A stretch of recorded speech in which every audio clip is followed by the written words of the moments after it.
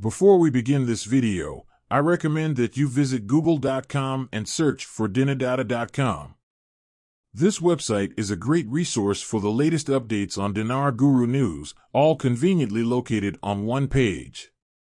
For more information, I encourage you to visit the site.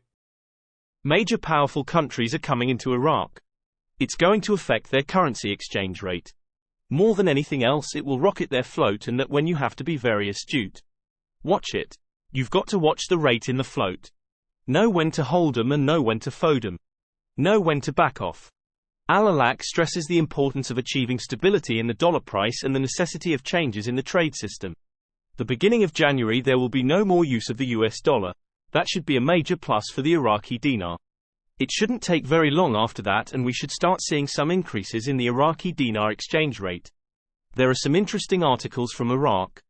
Teachers in Iraqi Kurdistan strike over delayed salaries. This is all part of the HCL stuff and the money that is supposed to be flowing to the Kurdish region. They have an urgent need to get this thing done so they can meet their obligations and take care of their people. This new government over there does care about their people and they are working hard to fix things. When it comes to the currencies that we know about, things are moving along nicely with those. They're trading upward. We know that the dinar is continuing to do well. Dong has been up and down. It's really good to see these things taking place. When people say there's not too much progress going on, well, some of these things take a long time to put together and most of them are coming into fruition as we speak. Many years ago Dr. Shabibi said the dinar would be able to support it up to $16.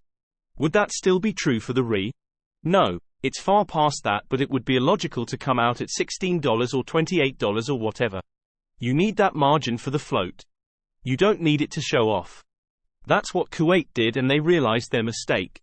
The next day, they brought it back down very quickly. It gave a window for sharks and whales, and they made massive amount of money. Obviously it was done on purpose. And obviously the IMF doesn't allow that to happen again. Humanitarian projects. 0.800 numbers on the back screens, somebody with magical codes, redemption centers, all that is bullshit. I'm not saying I don't want to do one humanitarian project, but I'm saying it's not a prerequisite to exchange your dinars. I encourage people to do humanitarian projects. You don't have to do a humanitarian project, but there's going to be an overwhelming feeling to want to do humanitarian projects as soon as it happens. Look at the opportunity for Iraq. They're saying, hey, we need to sell energy in these other currencies. The United States is like, no problem. We don't care. We're expanding our markets anyways. There might have been in the past a situation where if Iraq sold energy in other currencies that we lost market share. But that's not the case coming down the road. Iraq figured out a plan to go forward to be able to sell to as many customers as possible. That's how they want to add value to the currency, is taking that route. It's good for the United States. It's good for Iraq. There's a restaurant coming into Iraq. It's called Johnny Rockets. It's a burger joint. Frank, I told you the whole world is pouring in.